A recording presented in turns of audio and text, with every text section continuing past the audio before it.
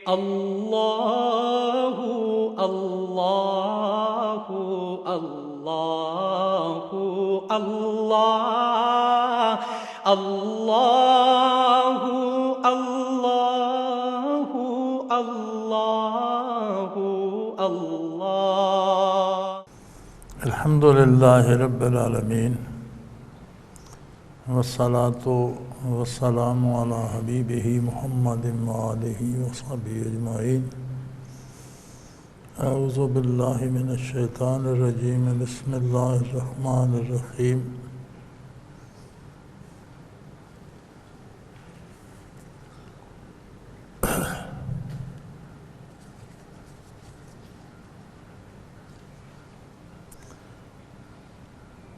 ایک سوال ہے۔ اللہ رب العزت فرماتے ہیں ہماری راہ میں جو شہید ہوتا ہے ان کو رزق دیتے ہیں۔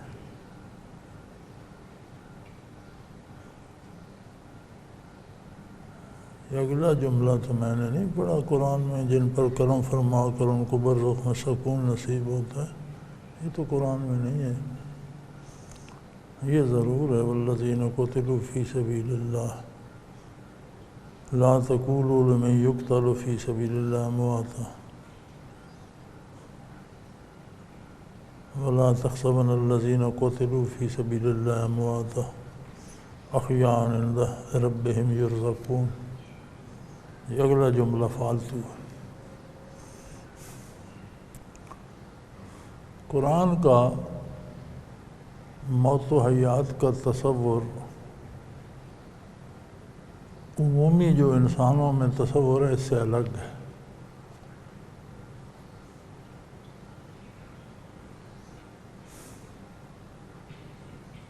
آپ نے متعدد پھلدار پودوں میں بھی ایسے پودے ہوتے ہیں جو پھل نہیں دیتے، کوئی پودا ایسا ہوتا ہے، کوئی درخت ایسا ہوتا ہے جس پہ پھل نہیں لگتا۔ فصلیں ہم بوتے ہیں، بعض اوقات اس میں بھوسا بے شمار ہو جاتا ہے، غلہ نہیں ہوتا، کم ہوتا ہے، بہت کم ہوتا ہے۔ تو قرآن کریم کا موت و حیات کا تصور یہ ہے کہ جس نے عظمت الہی کا اقرار نہیں کیا، اللہ کے نبی کا دامن نہیں تھاما، ضروریات دین کو قبول نہیں کیا، قرآن کے نزدیک وہ مردہ ہے۔ یہ جسے ہم موت و حیات کہتے ہیں اسے قرآن اہمیت نہیں دیتا۔ اس کی وجہ یہ ہے کہ ہم نے تو اس کا ایک پوائنٹ پکڑا ہوا ہے نا، ایک نقطے پہ ہم جمے ہوئے ہیں کہ یہ اب زندہ ہو گیا اور یہ مر گیا۔ یہ تو مسلسل انقلاب ہے، ایک مادہ بناتی ہے قدرت، پھر اس مادے میں سے پھر انسان بنتا ہے، دنیا پہ آتا ہے، ماں کے پیٹ میں بھی مادے کی صورت میں بھی ہوتا ہے، پھر اس کا جسم بنتا ہے، پھر اس میں روح آتی ہے تو زندہ ہو جاتا ہے، دنیا پہ آتا ہے تو ہم کہتے ہیں پیدا ہو گیا، دنیا سے چلا جاتا ہے۔ تو خاکی اجزاء تھے، مادہ بنا تو کوئی موت حیات کا تصور نہیں ہے، مادے سے فرد بنا تو حیات کا تصور آ گیا، روح قبض ہو گئی تو کہاں مر گیا۔ یہ تو ایک زندگی کا مقرر راستہ ہے۔ انسان دنیا میں ہمیشہ رہنے کے لیے نہیں آیا، اسے جانا ہے کسی بھی صورت۔ دنیا انسان کے لیے ایک بازار ہے، دکانیں کھلی ہیں، اجناس مل رہی ہیں، وہ اپنے لیے زہر خریدتا ہے یا اپنے لیے آب شفا خریدتا ہے، یہ اس کی مرضی۔ زندگی اس کے پاس سرمایہ ہے، لمحہ لمحہ خرچ کر رہا ہے، چیزیں خرید رہا ہے۔ خریداری پوری ہوگی، فرصت جتنی ہے جب ختم ہوگی اسے آگے جانا ہے۔ برزخ میں جائے گا تو وہ ایک انتظار گاہ ہے، قیامت کے انتظار میں بیٹھا رہے گا۔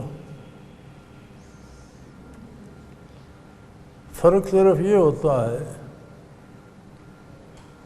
کہ جب برزخ میں جاتا ہے تو حالات بدل جاتے ہیں، وہاں اس کے ساتھ وہ سلوک ہوتا ہے جیسا وہ دنیا سے چیزیں خرید کے لایا، انہی کو استعمال کرنا ہے اسے۔ جو اپنے لیے آب شفا لایا اس کے پاس وہ ہے، جو زہر لایا وہ زہر کھاتا رہے۔ قیامت قائم ہوگی، حساب کتاب ہوگا، اللہ جنہیں بخش دے گا جنت چلے جائیں گے، جو گرفتار بلا ہوں گے دوزخ چلے جائیں گے۔ اور زندگی انسانی وہاں سے شروع ہوگی جسے کبھی موت نہیں آئے۔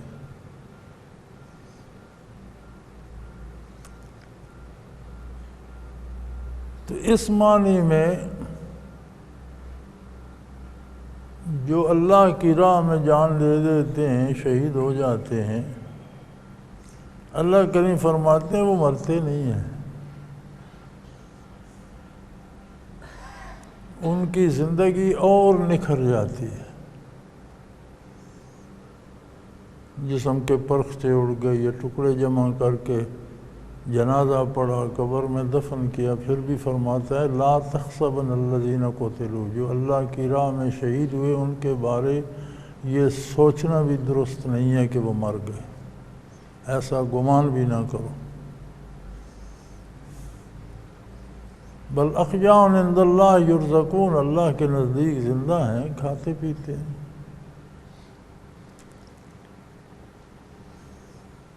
یہ سوال کہ ان کی غذا کیا ہے یہ غیر ضروری ہے۔ انسانی غذا دنیا میں بھی 2-4 میل کے بعد ہر 3 میل پہ زبان بدل جاتی ہے، ہر 3 میل پہ۔ سارے پنجاب میں پنجابی بولی جاتی ہے، لیکن آپ 3 میل پہ جائیں تو پنجابی کا تلفظ اور ہوگا، اگلے 3 میل جائیں تو اس کا تلفظ اور ہوگا۔ دنیا کی کوئی زبان لے لیں تو جو اہل زبان ہیں، زبان جو بولتے ہیں، تو زبانیں ہر 3 میل پہ بدل جاتی ہیں۔ اسی طرح باقی جو زبانیں سب کا یہی عالم ہے، یہی عالم غذا کا بھی ہے۔ ایک جگہ ایک چیز پسندیدہ غذا ہے، آپ تھوڑی دور جاتے ہیں تو اس گاؤں کی پسندیدہ غذا کوئی اور ہے، کہیں اور جاتے ہیں وہاں کی کوئی اور ہے، شہر میں جاتے ہیں تو وہاں وہ برگر کھا رہے ہیں، دیہات میں اس کا تصور بھی نہیں۔ تو جب دنیا سے برزخ میں جاتے ہیں تو ہر دیش کی، ہر ملک کی، ہر شہر کی اپنی غذا ہے۔ ہم ابھی وہاں گئے نہیں، ہم یہاں بیٹھے، ہمیں کیا پتہ وہاں وہ کیا کھا رہے ہیں۔ سوال یہ ہے کہ ان کا رزق کیا ہے، یہ تو سوال ہی فضول ہے۔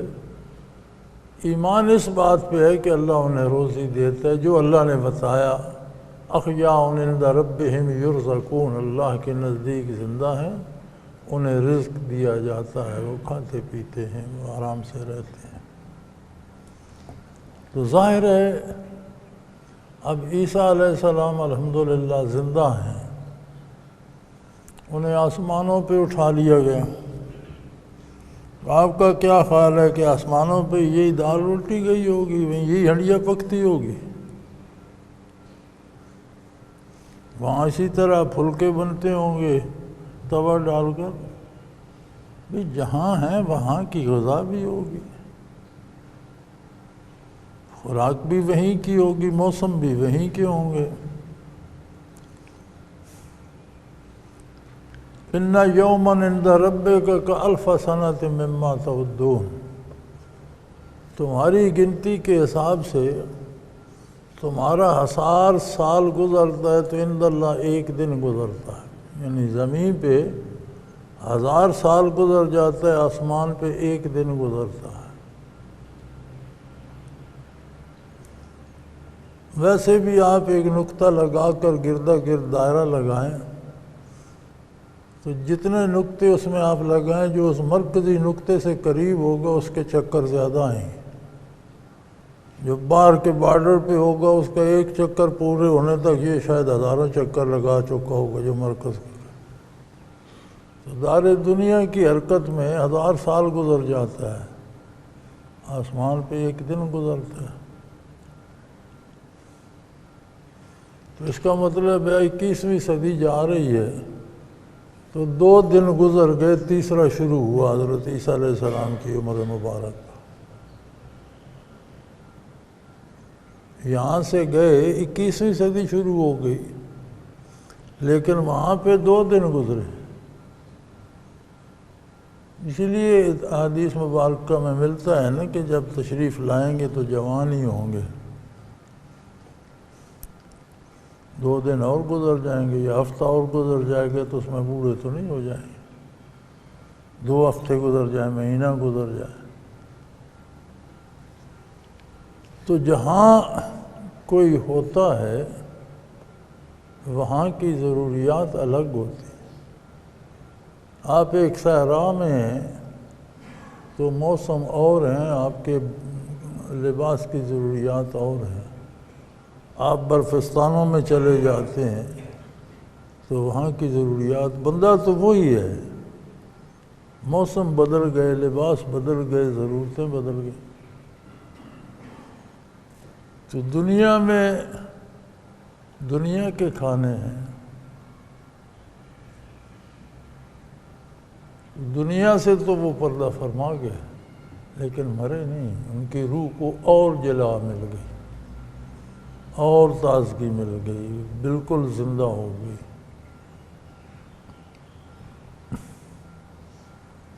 ان کے وجود بھی زندہ رہتے ہیں.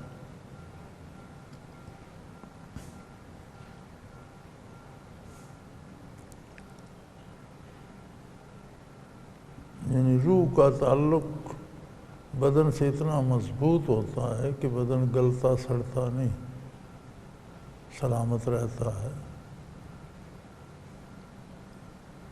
تو کیا رزق دیا جاتا ہے اب یہ وہ جانے اور ان کا رب جانے. اللہ کرے ہمیں بھی شہادت نصیب ہو جائے تو پتہ چل جائے گا کیا دیتے ہیں، اور اگر نہیں تو پھر پرائے کھانے پہ جی للچانے کا کیا فائدہ.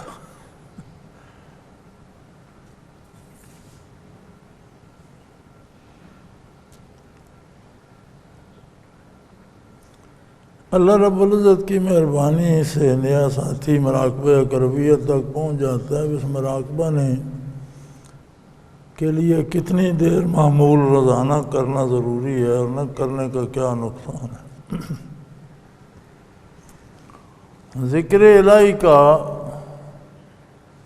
ٹائم ٹیبل اللہ نے خود دیا ہے.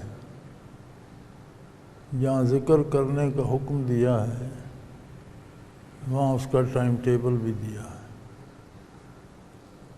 طریقہ بھی بتایا.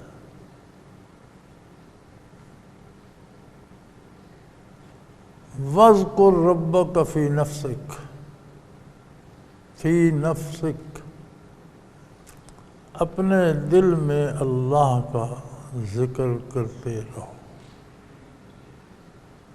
تضرعا وخیفہ، نہایت عاجزی اور نیاز مندی سے، اور اس کی عظمت کو دھیان میں لاتے ہوئے، ڈرتے ہوئے. دون الجہر، بغیر آواز کے. طریقہ آ گیا نا. وَاذْكُرْ رَبَّكَ، اپنے پروردگار کا ذکر کر. فی نفسک، دل ہی دل میں. تضرعا وخیفتاً، اس سے نہایت عاجزی، نیاز مندی سے، اور اس کی عظمت سے لرزاں و ترساں. دون الجہر، بغیر آواز کے. دون الجہر من القول، آواز نہ ہو اس میں، شور نہ ہو. کب کروں؟ بالغدو والآصال، راؤنڈ دا کلاک، ہر وقت، صبح شام رات دن.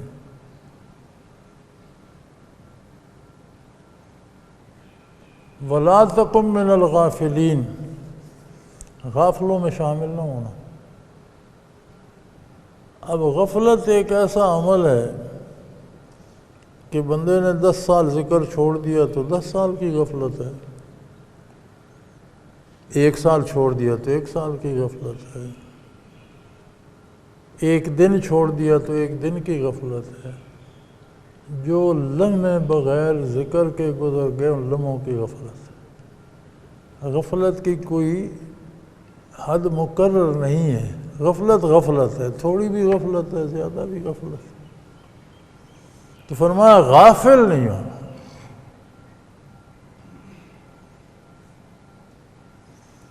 وہ ایک فارسی کا شعر ہے، رفتم کے خار از پاکشم، رفتم کے خار از پاکشم، محمل نہاں گشت از نظر، یک لحظہ غافل چون شدم، 100 سالہ راہم دور شد۔ کہ میرے پاؤں میں کانٹا لگ گیا، محبوب کا محمل جا رہا تھا، اس کی سواری جا رہی تھی، میں اسے دیکھتا ہوا پیچھے پیچھے جا رہا تھا، تو پاؤں میں کانٹا لگ گیا، تو میں نے کہا کہ بیٹھ کے کانٹا نکال لیتا ہوں۔ تو میرے کانٹا نکالنے کی دیر میں تو وہ سواری تو میری نگاہوں سے اوجھل ہو گئی۔ تو شاید میں لمحہ بھر غافل ہوا تھا، لیکن صدیوں کا فاصلہ درمیان آ گیا۔ کتنا چل کر، کتنا دوڑ کر، کتنا آگے جا کر میں اسے پا بھی سکوں گا یا نہیں، شاید وہ کسی اور طرف چلا جائے، میں کسی اور راستے پہ مڑ جاؤں۔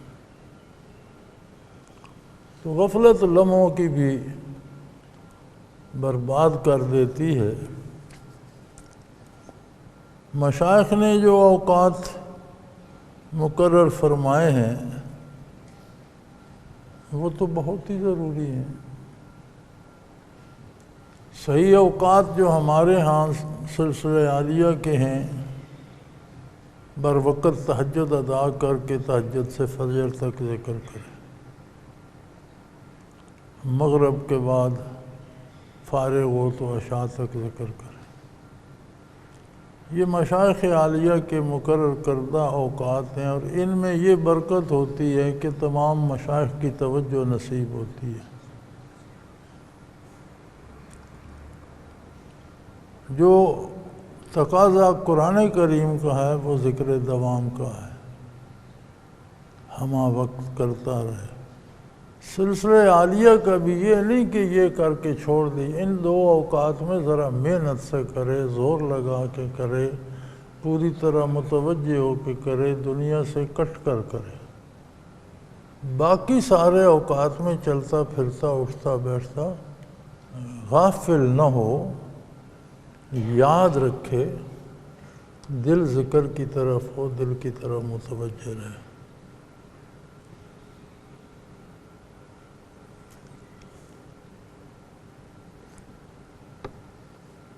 نہ کرنے کا نقصان کیا ہوتا ہے؟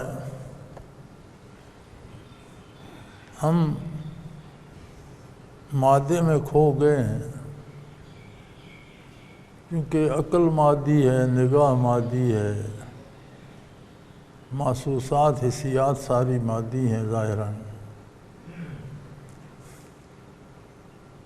نفس بھی مادے ہی کے بخارات ہیں، پھر ساتھ شیطان مل جاتا ہے، تو یہ ساری چیزیں مل کر مادہ چونکہ ہماری مادی نگاہوں کے سامنے ہے، مادی لذت ہم محسوس کرتے ہیں، تو ہم اسی میں فنا ہو جاتے ہیں۔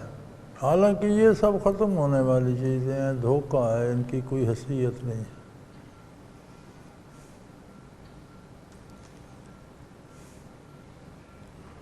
لیکن آپ نے دیکھا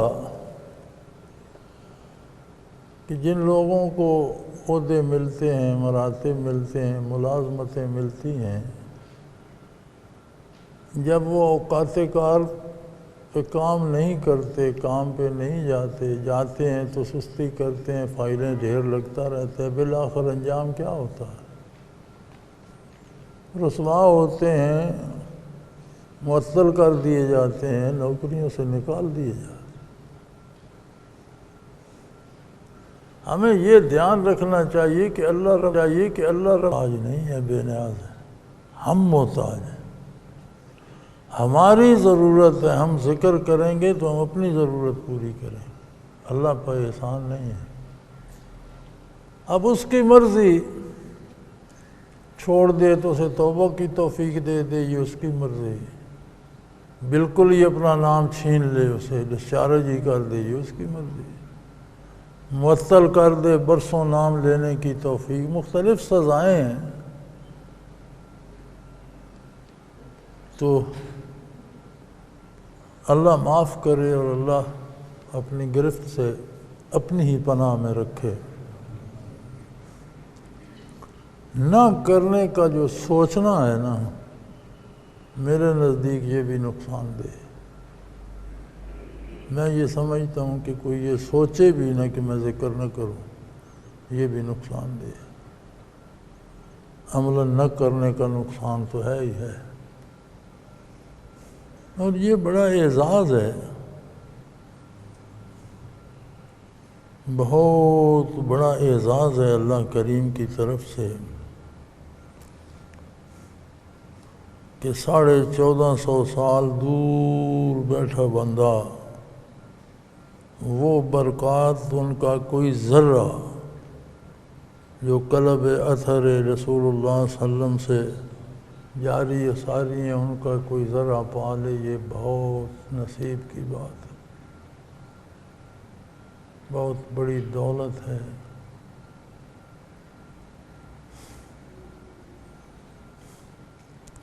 ہمارے ایک ساتھی ہوا کرتے تھے، ابھی جماعت کی ابتدا نہیں ہوئی تھی، حضرت رحمۃ اللہ کے ساتھ 4-5 ساتھی ہوتے تھے جو ذکر کرتے تھے، جماعت کا بھی تصور ہی نہیں تھا۔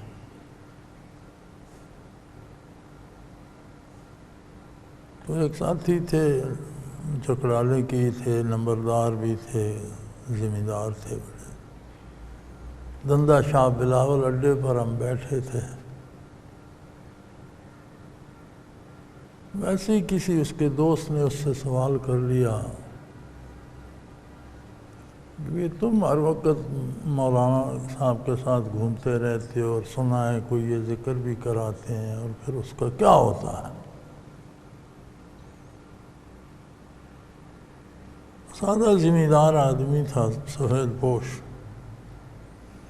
مجھے آج تک یاد ہے، اس نے کہا بھائی جب قبر میں تمہارا سر زمین پر رکھ کر قبر بند کر دیں گے نا، اس وقت اس کی قیمت کا اندازہ ہوگا کہ میرے پاس کیا ہے۔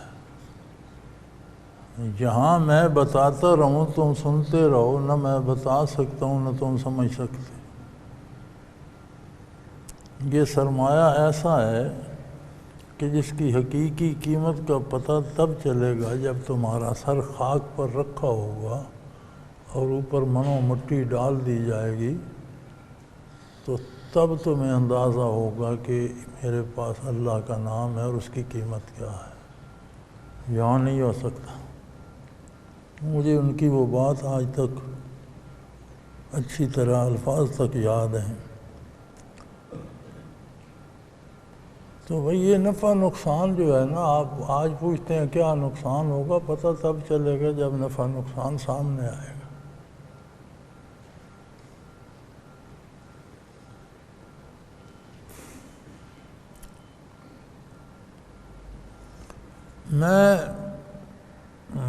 میں نے سرسری دیکھی، پوری کتاب نہیں پڑھ سکا۔ پیر میر علی شاہ صاحب رحمۃ اللہ تعالیٰ علیہ کی سوانح کسی نے لکھی ہے، شاید میرے منیر نام ہے۔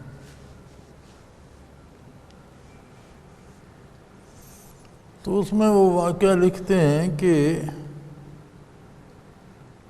کسی نے مسئلہ پوچھا ذبیحہ کا،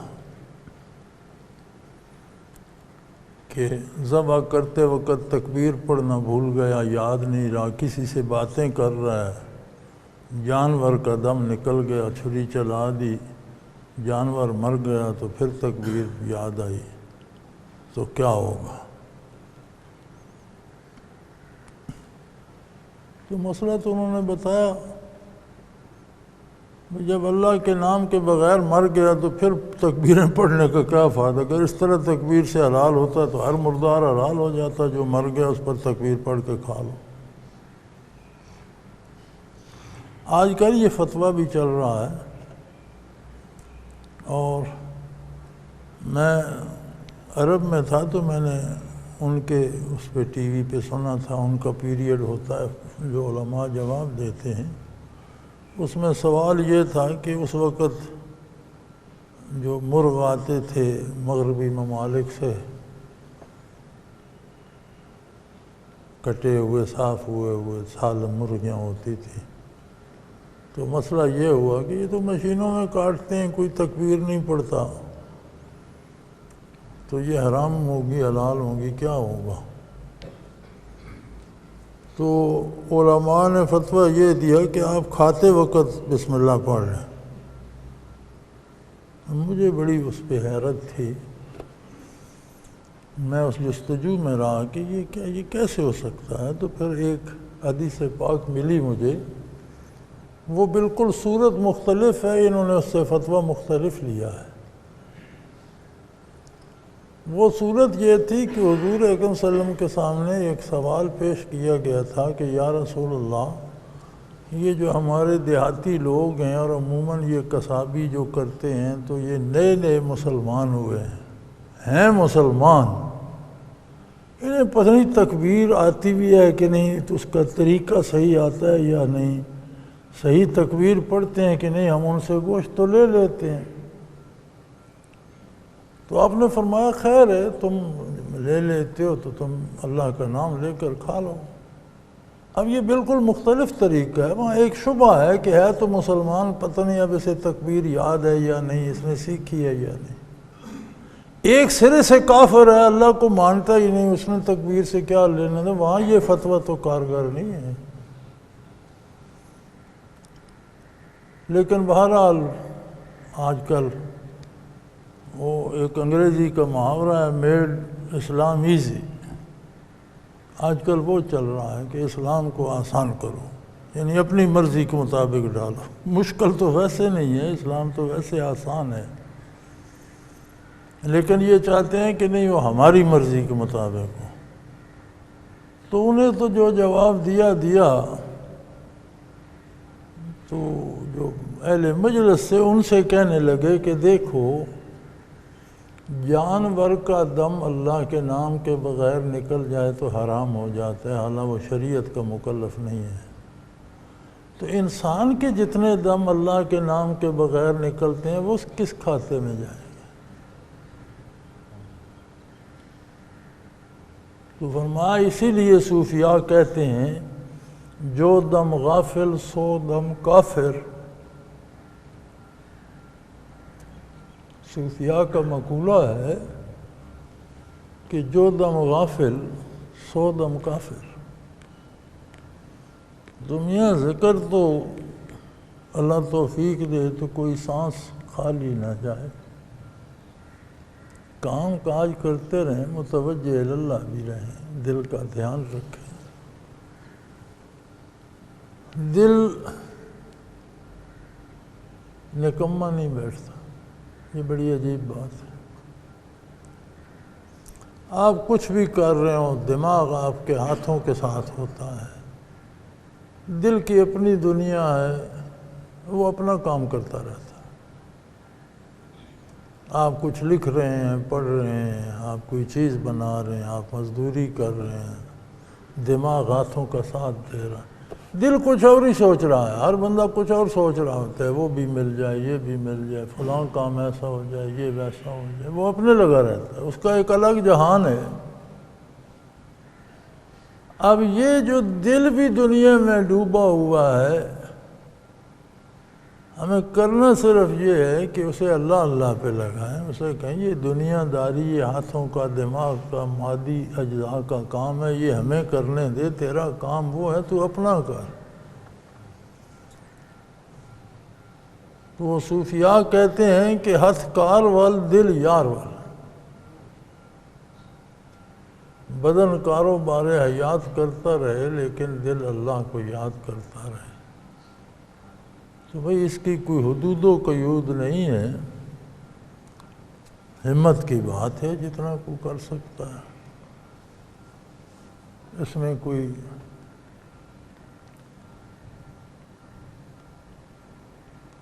اللہ کی دی ہوئی توفیق ہے۔ حضرت میرا سوال یہ ہے کہ حوادث زمانہ اور جدید سائنس نے، نئے شعبہ بازیگروں نے ہمارے ایمان کو متزلزل کر دیا ہے۔ کوئی آسان سا نسخہ فرمائیں کہ ہماری موت ایمان پر آئے، غزوہ ہند میں شمولیت نصیب ہو۔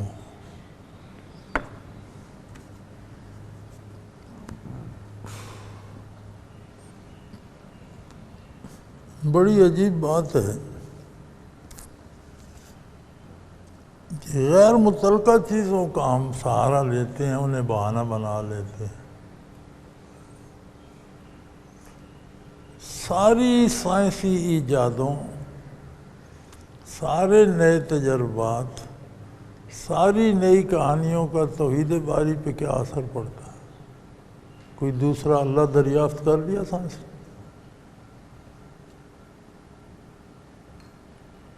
اسباب ہی دریافت کیے ہیں نا۔ سائنس نے جتنے بھی راز کھولے ہیں تو اسباب دریافت کیے ہیں نا، فلاں ستارے سے فلاں ریز آئی اور فلاں جگہ یہ ہو گیا، فلاں بوٹی سے فلاں اثر آیا یہ ہو گیا، فلاں جگہ یہ چیز اگی یہ ہو گیا، لیکن اگانے والا، بنانے والا، چلانے والا کوئی نیا دریافت کیا؟ روحانیات کے ساتھ تو سائنس کی رسائی سے ہی بالا تر چیزیں ہیں۔ ایمانیات اور ہیں، مادیات اور ہیں۔ سائنس نے ہمارا لباس بدل دیا، سائنس نے ہماری خوراک بدل دی، سائنس نے ہمارے سفر کے ذرائع بدل دیے، لیکن سائنس کا ہمارے ایمان سے تو کوئی تعلق نہیں۔ یا تو سائنس نے کوئی نیا معبود دریافت کر لیا ہوتا، سائنس نے کوئی نئی نبوت دریافت کر لی ہوتی، سائنس نے کوئی نیا قرآن تلاش کر لیا ہوتا کہ یہ کتاب اس کتاب سے زیادہ اتھینٹک ہے، پھر تو خطرہ تھا۔ بس سائنس سراسر مادے کو ڈسکس کرتی ہے، روح کو جانتی بھی نہیں۔ روح، ایمانیات، روحانیات یہ سائنس کا موضوع ہی نہیں۔ سائنس تو دھکے کھا کر اب یہ بمشکل مان سکی ہے کہ نہیں روح بھی ہے۔ پہلے تو انکار ہی تھا کہ نہیں روح شو کوئی نہیں۔ زندگی کیا ہے؟ عناصر میں ظہور ترتیب۔ موت کیا ہے؟ انہی اجزاء کا پریشان ہونا۔ سائنس کا عقیدہ تو یہ تھا کہ اجزاء بدن ملتے ہیں تو ایک بخارات سے بن جاتے ہیں، یہ حیات ہے، وہ جب ڈسٹرب ہوتے ہیں، بکھرتے ہیں تو وہ ختم ہو جاتی ہے، موت ہے۔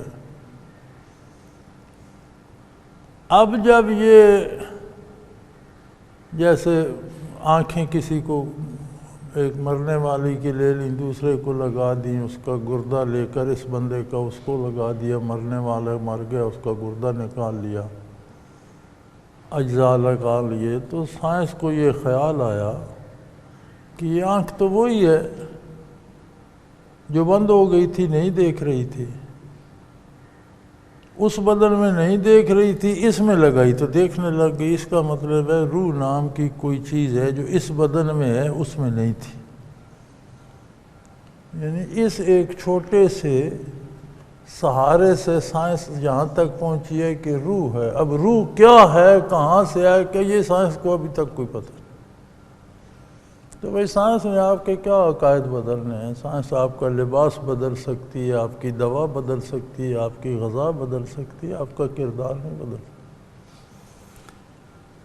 یہ وہ جھوٹے بہانے ہیں جو ہم عمل نہ کرنے کے لیے خود تراشتے ہیں۔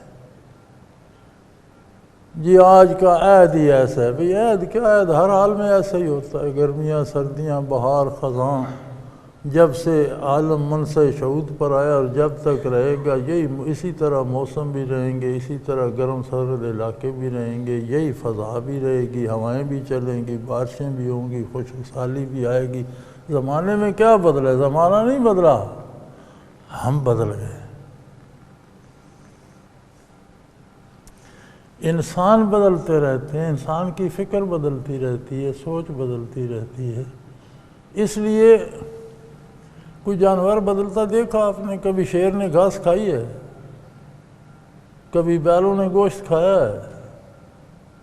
جانور کو یہ اختیار نہیں کہ وہ بدلے، فطرت پر جہاں مقرر کر دیا وہی رہے گا۔ انسان کو یہ اختیار دیا کس طرح چیزوں کو استعمال کرتا ہے، کیا پسند کرتا ہے کیا نہیں، اور پھر اس پہ اللہ کریم نے اپنی پسند بتا دی کہ میرا انتخاب تمہارے لیے یہ ہے۔ اب اس نے گھاس چرنے والے جانوروں کے لیے گھاس منتخب فرمایا تو انہیں بتایا نہیں، بلکہ ان کا مزاج بنا وہ کھاتے ہی گھاس ہے، وہ گوشت کھا ہی نہیں سکتے۔ گوشت خور جانور جو ہیں وہ گھاس پہ زندہ نہیں رہ سکتے۔ انسان کو یہ اختیار دیا کہ تیرے سامنے کائنات بکھیر دی ہے، اس میں گوشت بھی ہے، گھاس بھی ہے، پھل بھی ہیں، حلال بھی ہے، حرام بھی ہے، جائز بھی ہے، ناجائز بھی ہے۔ تو سب سے اعلیٰ مخلوق ہے، تجھے میں اختیار دیتا ہوں، جو اپنے لیے چاہتا ہے چن لے، لیکن میں نے تیرے لیے یہ پسند فرمایا۔ اگر تو میرے ساتھ رہنا چاہتا ہے، میری پناہ میں رہنا چاہتا ہے، تو یہ کھا، یہ نہ، حلال کھا حرام نہ کھا، جائز کام کرنا جائز۔ اور اگر تو اطاعت نہیں کرے گا تو دوستی یا دشمنی دو ہی باتیں ہوتی ہیں۔ وہ تو امریکہ کا قانون بھی ہے کہ یو آر فرینڈ اور یو آر اینیمی، تم یا دوست ہو یا دشمن ہو۔ یہ مخلوق کی جرت نہیں یہ کہہ سکے، یہ اللہ کی بارگاہ کا فیصلہ ہے، یا اللہ کے لوگ دوست ہیں یا دشمن ہیں۔ دشمنی کرو گے تو اس کا نتیجہ بھگت لو گے، میرا تو کچھ نہیں بگڑے گا۔ تو زمانے ایک ہی سے ہیں، گھبراؤ نہیں۔ مینز بدلتے ہیں، وسائل بدلتے ہیں، ذرائع بدلتے ہیں، حالات نہیں بدلتے۔ انسان کو پہلے بھی بھوک لگتی تھی، اب بھی لگتی ہے، پیاس لگتی تھی، اب بھی لگتی ہے، لباس کی ضرورت تھی، اب بھی ہے، گرمی سردی محسوس کرتا تھا، وہی عادت ہے۔ اس کو اختیار دیا ہے، یہ مینز اور ذرائع تبدیل کرتا رہتا ہے۔ پہلے ہم دیسی روئی کے بڑے بڑے بھاری لحاف لیا کرتے تھے، اب وہ کوئی ولیتی آ گئی ہیں، وہ ہلکی بھی ہیں، پتلی سی بھی ہیں، اس سے گرم بھی زیادہ ہیں، لیکن وہ ضرورت اپنی جگہ ہے کہ سردی ہے، رضائی چاہیے۔ رضائی کی ساخت بدلی، کپڑا بدلا، روئی بدلی، لیکن ضرورت تو نہیں بدلی۔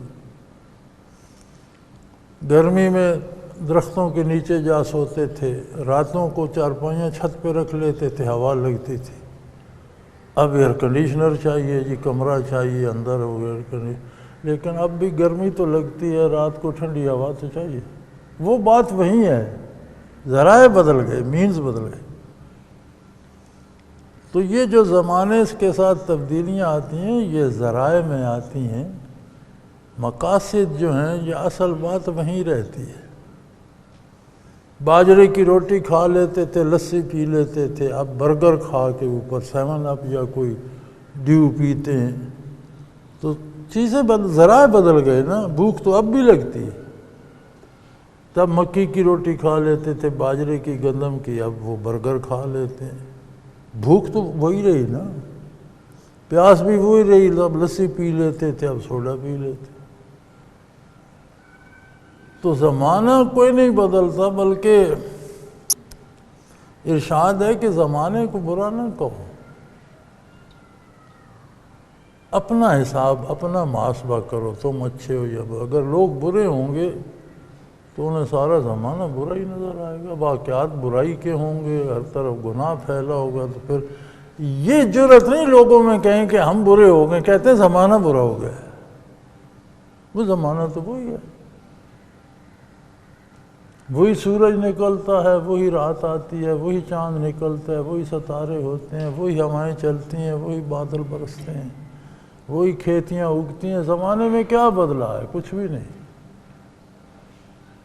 سب کچھ ویسا ہی ہے اور ویسا ہی رہے گا، ہم بدلتے رہتے ہیں۔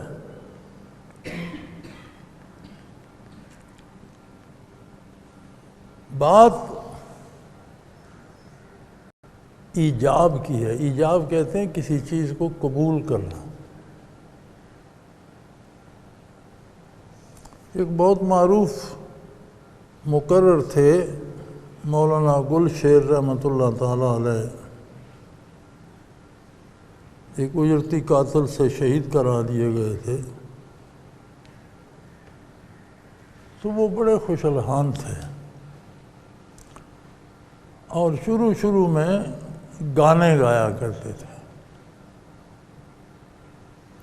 اور ان کے متعلق مشہور تھا کہ کوئی دینی جلسہ بھی ہوتا اور علماء تقریر کر رہے ہوتے تو وہ سامنے کسی جگہ پر، سڑک پر، گراؤنڈ میں کہیں مجمع لگا کر گانا شروع کر دیتے تو لوگ علماء کی مجلس سے اٹھ کر وہاں چلے جاتے۔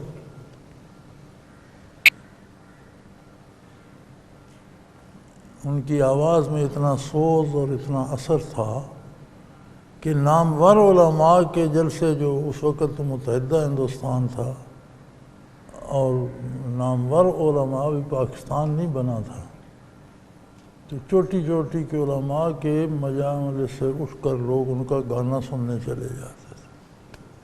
پھر کسی اللہ کے بندے کے قابو آئے تو انہوں نے بتایا، انہیں سمجھایا کہ یہ آواز، یہ سوز تجھے اللہ نے دیا ہے، اور تو شیطان کے لیے استعمال کر، اسے اللہ کے لیے استعمال۔ پھر انہوں نے پڑھا، پھر عالم ہوئے، پھر مقرر ہوئے، پھر وہ تقریریں کرتے تھے تو سما باندھ دیا کرتے تھے۔ تو بات ایجاب کی ہے، قبول کرنے کی ہے۔ اب ایک عالم تقریر کر رہا ہے، قرآن و حدیث بتا رہا ہے، دوسرا بندہ ادھر گانا گا رہا ہے، تو لوگ اسے چھوڑ کر وہاں کیوں جا رہے ہیں؟ ایجاب کی بات ہے، اس کی سر، اس کے سوز، اس کی آواز کو زیادہ پسند کر رہے ہیں۔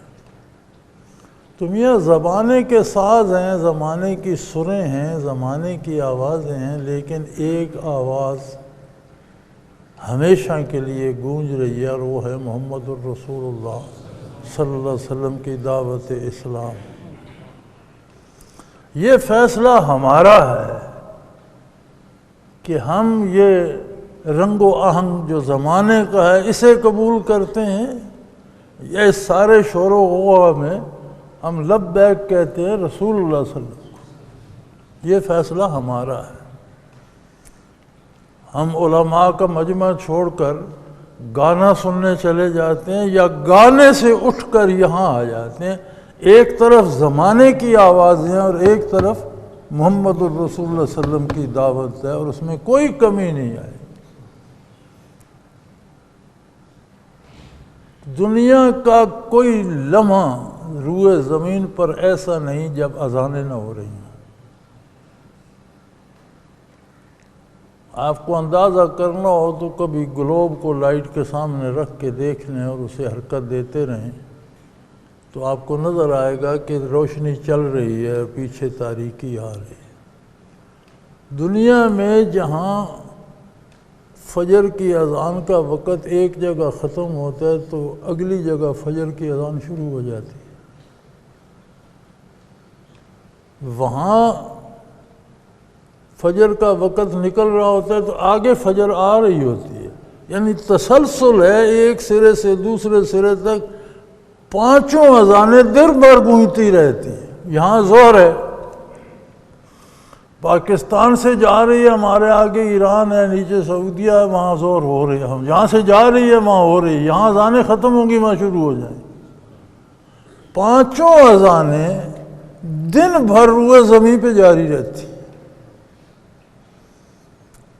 سارے روئے زمین پر جمعے کے مساجد بھری ہوتی ہیں، جمعے ہوتے ہیں، 5 نمازیں ہوتی ہیں، تلاوت کرنے والے موجود ہیں، پڑھنے پڑھانے والے موجود ہیں، تبلیغ کرنے والے موجود ہیں، بیان کرنے والے موجود ہیں، یعنی اتنی گونج رہی ہے وہ آواز جو آپ صلی اللہ علیہ وسلم کی تھی کہ ہر عہد میں بعثت عالی سے لے کر قیامت تک سب سے زیادہ گونجنے والی آواز جو ہے وہ رسول اللہ صلی اللہ علیہ وسلم کی ہے۔ اب اگر ہم اسے نظر انداز کر کے زمانے کے گانے سنیں تو پھر یہ قصور ہمارا ہے، یہ زمانے کا نہیں، یہ فیصلہ ہمارا ہے۔ زمانے سے ڈرنے کی ضرورت نہیں ہے، اپنا فیصلہ دیکھنا ہے، مجھے کون سا راگ پسند ہے، مجھے کون سی سر پسند ہے، مجھے کون سی لے پسند ہے، مجھے کون سی آواز پیاری ہے۔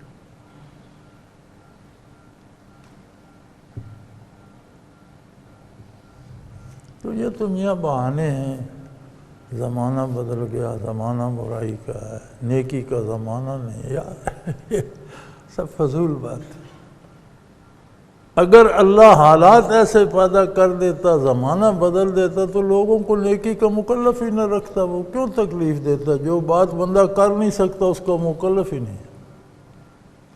یہ قانون تو اسلام میں شروع سے ہے نا، اب نماز میں کھڑا ہونا فرض ہے، رکن ہے نماز کا، جو نہیں کھڑا ہو سکتا وہ بیٹھ کر پڑھ لے، وہاں اس کے فرض ساقط ہو گئے۔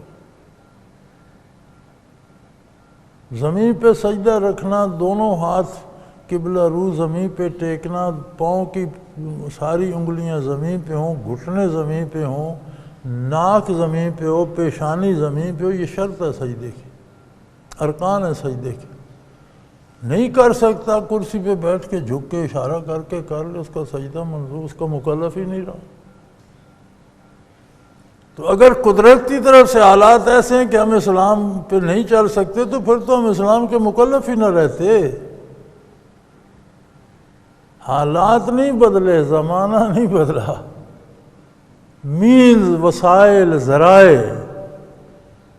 وہ بدلتے رہتے ہیں، وہ ہر عہد میں بدلتے رہتے ہیں بھائی، وہ پہلے بھی بدلتے رہتے تھے، شاید ہم سے بعد اور بدل جائیں گے۔ ہم جب سکول پڑھتے تھے تو ہمارے پاس سائیکل کا ہونا وہ آج کی ہمر گاڑی سے زیادہ قیمتی ہوتا تھا۔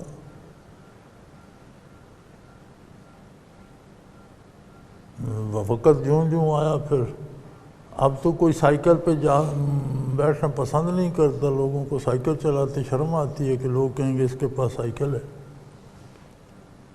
کم از کم موٹر سائیکل تک تو ضرور آدمی جاتے ہیں۔ تو یہ چیزیں بدلتی رہتی ہیں، سفر تو نہیں بدلا، پیدل بھی سفر کرنا پڑتا تھا، سواری پہ بھی سفر، سائیکل پہ بھی، موٹر سائیکل پہ، کار پہ بھی، لیکن سفر کرنے کی ضرورتیں تو نہیں بدلی، سفر کے ذرائع بدلے۔ تو زمانہ نہیں بدلتا، ذرائع بدلتے ہیں، آپ ذرائع کے اسیر نہ ہوں، اپنے آپ کو زندہ ثابت کریں۔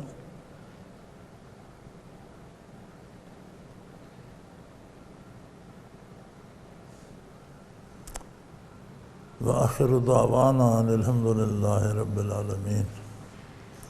الحمد للہ رب العالمین والصلاة والسلام علی حبیبہ محمد وآلہ وصحبہ اجمعین۔